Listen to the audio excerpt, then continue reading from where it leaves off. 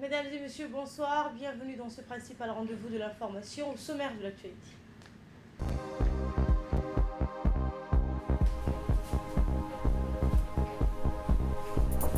Une délégation conduite par la ministre de la Femme et de la Famille s'est rendue dans la région de Tadjoura pour procéder à l'inauguration d'un centre d'autonomisation des femmes. Et au Niger, l'armée a déployé des renforts dans l'ouest du pays suite à un massacre qui a fait 66 morts selon un nouveau bilan ce samedi. Bonsoir, nous sommes le samedi 20 mars. Merci si vous nous rejoignez sur Télé Djibouti. Je vous amène à Tadjoura, en de Journal, où une importante délégation conduite par la ministre de la Femme et de la Famille, Moumina Ahmed Hassan, et la ministre des Affaires sociales et des Solidarités, Mouna Ousmane Aden, accompagnée par la vice-présidente de l'UNFD, Hassan Ahmed Belil, s'est rendue dans la région pour procéder à l'inauguration d'un centre d'autonomisation des femmes. La délégation a été accueillie sur place par le préfet de la région, Hassan Dabel Ahmed, et le président du conseil régional, Omar Hussein. Ensuite, la délégation s'est rendue au centre d'autonomisation des femmes de Tadjoura pour s'entretenir avec les autorités de la région, la population, et ainsi procéder à la distribution des kits au comité de gestion communautaire. En marge de la visite, la délégation a été reçue par une foule venue en masse. Les hauts responsables ont eu des entretiens avec les différents groupements des femmes de la ville blanche.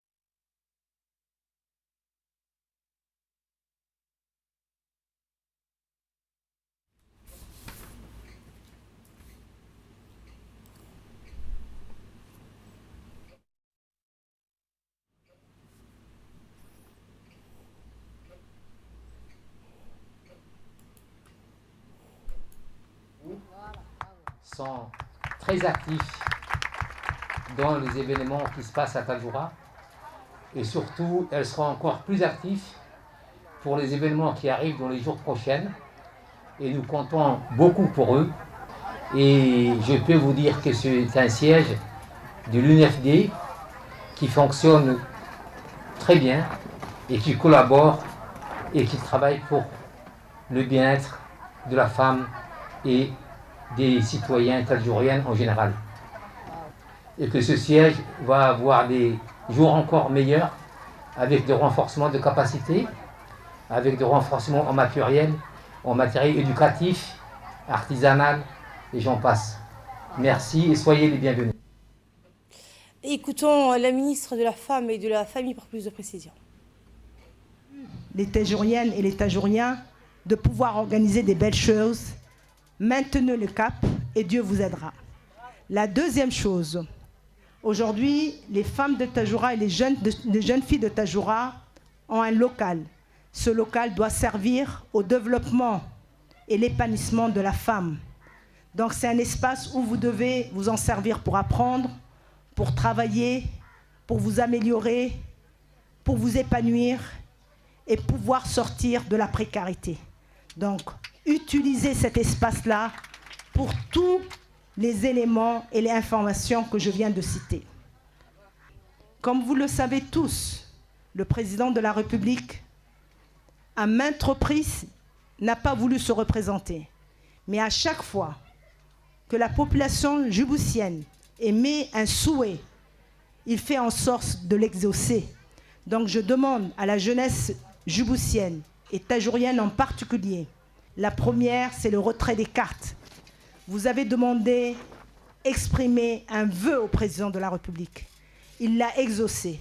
Donc faites en sorte à ce que cette campagne de l'année 2021 soit la campagne la plus belle, la plus marquante de la République de Djibouti. Et je reste convaincue que vous serez à la hauteur de ce vœu-là. Le président de la République a souhaité, comme vous le savez, ce n'est plus un secret, de lancer sa campagne à Tadjoura. Donc c'est le plus beau cadeau qu'il vous fait. Que ce lancement de campagne soit le lancement de campagne d'une réussite. Dans l'actualité également, à l'instar de la capitale et d'autres régions de l'intérieur, une délégation de la donation de Diwan al-Zakat s'est rendue dans la région d'Ali Sebiye pour distribuer la collecte de la Zakat de l'année 2020 et les 3e et 4e tranches de cotisation d'orphelins. Le nombre total de familles bénéficiant des revenus de la Zakat pour l'année 2020 dans la région d'Ali Sebiye était environ 106 familles, tandis que 80 orphelins bénéficiaient du parrainage d'orphelins. Sous l'égide du secrétaire d'État à la jeunesse et au sport, la jeunesse de Tadjoura s'est mobilisée pour sensibiliser une journée donc de porte-à-porte pour le retrait des cartes d'électeurs sur le plateau du Daï. La jeunesse est massivement mobilisée pour sensibiliser les habitants de la forêt du Daï pour donc retirer les cartes d'électeurs. Une journée festive sous un climat doux avec des danses folkloriques et chants traditionnels. Les jeunes ont tenu à exprimer donc l'importance du retrait des cartes d'électeurs.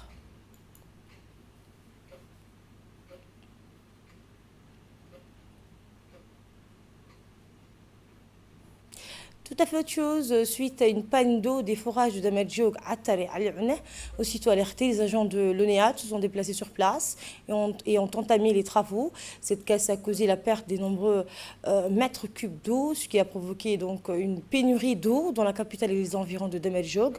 Le directeur technique d'exploitation, Ali Youssouf, a déclaré que cette panne donc, sera immédiatement réparée et ces perturbations ne sont que temporaires. Damerjoug, Attar et Al-Un. Donc on a commencé à travailler dès ce matin vers 8 h et Inch'Allah les travaux vont se terminer dans cet après-midi avant 19 h, avant 20 h ils vont se terminer et c'est un collecteur principal qui draine l'eau des 13 forages. Donc c'est très important pour l'alimentation de la ville de Djibouti parce que cette eau va dans le réservoir de la station de pompage et à partir de ces réservoirs, il y a les pompes de refoulement qui refoulent vers la ville de Djibouti et vers Balbala. La casse a été causée parce que la conduite, c'est une conduite qui est très ancienne, qui a été posée dans les années 70 et la casse a eu lieu au niveau d'un joint gibot qui est un élément métallique et c'est la corrosion de cet élément métallique qui a affaibli la structure du joint gibot et c'est la corrosion qui a causé la casse de la conduite. Autre information, Air Djibouti a organisé hier soir une cérémonie en l'honneur des jeunes ingénieurs aéronautiques. Il s'agit de 7 ingénieurs et du personnel de cabine qui partent en formation dans les pays du Golfe. Le directeur général de la compagnie, Abdulrahman Ali Abdillahi, et les hauts cadres se sont donc réunis pour célébrer ce départ en formation en présence du directeur général de l'aviation civile, Daoud Ali Abdou, et également des parents des jeunes ingénieurs. Le directeur du nouveau département Line Maintenance, l'ingénieur instructeur Essam Eldin Abbas Emara, a saisi l'opportunité de présenter la formation des ingénieurs et le rôle du service de maintenance aéronautique. C'est cet ingénieur djiboutien, après une formation initiale de 5 ans en Chine, ont intégré le département Line Maintenance d'Air Djibouti. Ils vont suivre désormais une formation relative à la maintenance de base, Airbus 320 et Boeing 737. Cette formation est approuvée par l'Agence européenne de la sécurité aérienne. Cette formation théorique et pratique d'une durée de 30 mois aboutira à la délivrance d'une licence de maintenance aéronautique, ce qui leur permettra de rejoindre à pleine capacité le service de maintenance de la compagnie aérienne afin d'assurer la maintenance des Airbus 320 et Boeing 737. Et ce, pour la première fois qu'un service de maintenance aéronautique sera composé d'ingénieurs djiboutiens. Écoutons le directeur général de l'aviation civile, Daoud Ali Abdou, pour plus de précisions. Ceci est un travail de longue haleine que nous avons réalisé en synergie avec notre chère compagnie nationale. Ce n'a pas été une chose aisée, mais nous avons décidé de travailler ensemble, de commencer par le commencement, je dirais. Et c'est à ce niveau-là qu'au niveau de l'aviation civile, nous avons mis en place la réglementation aéronautique justement pour que la République de Djibouti puisse avoir un socle des exigences respectant les normes internationales pour que notre compagnie nationale puisse exercer son activité. Et nous n'avons pas décidé d'agir seuls, mais en synergie, comme je l'ai dit, avec notre compagnie nationale. Et après avoir mis en place la législation de base, les procédures, nous avons partagé ce document avec Air Djibouti qui, après un travail de longue haleine, a décidé de mettre en place toute la stratégie nécessaire pour pouvoir faire de notre compagnie une compagnie viable et efficiente qui pourra opérer à travers le monde. Et pour sa part, le directeur général de la compagnie nationale a mis l'accent sur la formation du personnel pour améliorer leurs compétences et leur efficacité. Air Djibouti, a-t-il dit, a franchi une étape cruciale dans sa politique d'acquisition à son autonomie, celle de posséder un personnel qualifié 100% djiboutien.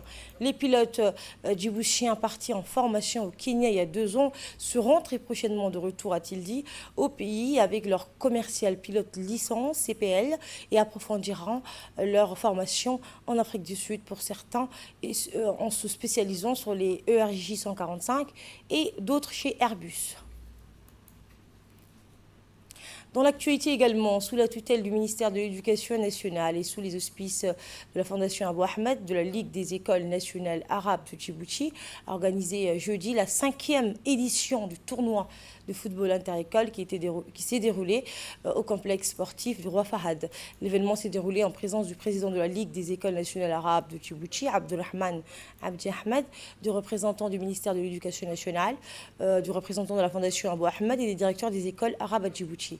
Le premier match a opposé l'équipe de l'école saoudienne contre celle de l'école Al-Najah. La victoire est revenue à l'équipe de l'école Al-Najah par 4-1. Page nécrologie à présent, nous avons le regret de vous annoncer le décès survenu de feu Hadji Hussein de Al, né à Djibouti en 1928. Le défunt laisse derrière lui une veuve, 10 enfants et 37 petits-enfants. Il était le beau-père du président de l'autorité des ports et des zones franches, Aboubakar Omar Hadi, qu'Allah ait pitié de son âme et l'accueille en son paradis éternel. Inna lillahi wa inna ilayhi raji'un.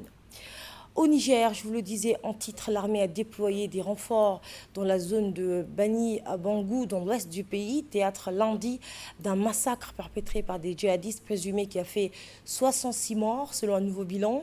C'est ce qu'a annoncé aujourd'hui le ministre nigérien de l'Intérieur. Dans l'actualité internationale, toujours le Danemark entend renvoyer les réfugiés syriens dans le pays qu'ils ont fui depuis quelques années plus tôt.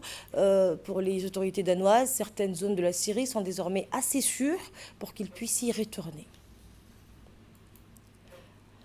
Et c'est ainsi que se referme cette édition. Merci de votre aimable attention. Très bonne suite de programme sur Télé Djibouti.